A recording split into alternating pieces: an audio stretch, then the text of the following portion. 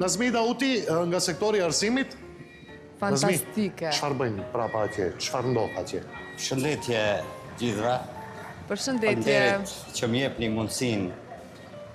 Sot kemi ditën e hapur, është data 20 maj, ditën e hapur të shkollave të mesme, ku do të bëjmë prezantimin, shkollat do të bëjmë prezantimin e programeve, profileve që ofrojnë për nxënësit të cilët do të duhet të regjistrohen në 5 shkollat e mesme që janë në kompetencë të komunës Tetovës, për dallim për vitet tjera. Këtë vit nga ana e komunës Tetovës në këtë eveniment në ditën e hapur janë thirrur edhe 2 shkolla tjera shtetërore që janë shkolla e mesme Mosha Pijade dhe shkolla e mesme e muzikës, ku bashkërisht gjithë shkollat do të shpalosin planet, platformat, programet e tyre arsimore që të munden nxënësit e shkollave fillore të njoftohen se çfarë ofrojnë në shkollat e mesme në qytetin e Tetovës. Njëkohësisht kemi thirrur edhe shkollat përreth të komunave të tjera, siç janë komuna e Tearcës, Bërvenicës, Zhelinës, Bogovinës, Jegunovcës dhe gjitha komunat që gravitojnë përreth komunës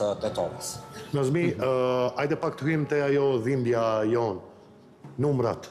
Po na bien, po na rriten, çfarë ndodh si vjet me numrat? Sa si maturant presim që të regjistrohen në vitet e para dhe si zakonisht ku e shihni interesimin më të madh? Vazhdon të jetë tek shkolla e mesme mjekësisë apo keni bërë një farë disperzimi, një farë shpërndarje?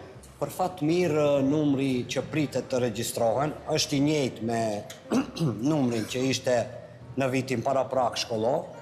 Sipas dhënave që kemi marrë dhe nga komunat të tjera, gjithsej pritet të regjistrohen 1890 nxënës në shkollat e mesme të qytetit Tetovës. Nuk ka ndonjë ndryshim, rritje apo zvoglim të numrit të nxënësve. Parafërsisht numri i njëjtë është edhe me vitin e kaluar shkollor.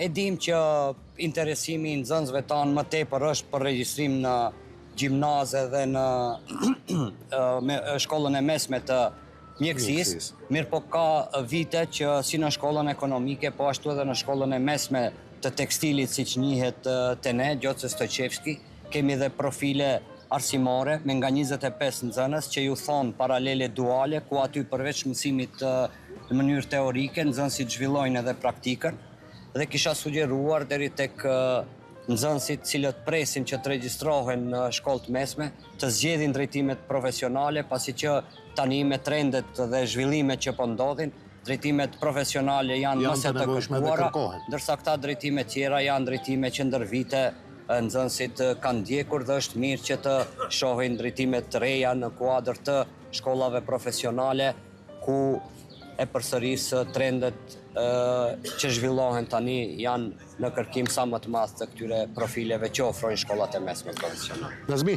faleminderit shumë, unë shoh atje larg diku edhe një njerëz që do kisha dashur ta kem para kamerës, do të lutem më ndihmosh, drejtorin e shkollës mesme tekstile ta kem këtu afër sepse është një shkollë e cila ka pasur aktivitete edhe jashtë kufive tonë. Jurojmë shumë suksese, unë të mbarë në këtë panajir të shitjes së drejtimeve të shkollave të mesme.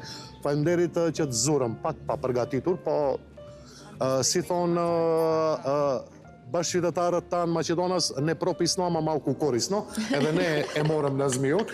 E zum, Nazmi, faleminderit shumë. Shumë faleminderit. Do të lutem që ta kem drejtorin, të ma informosh.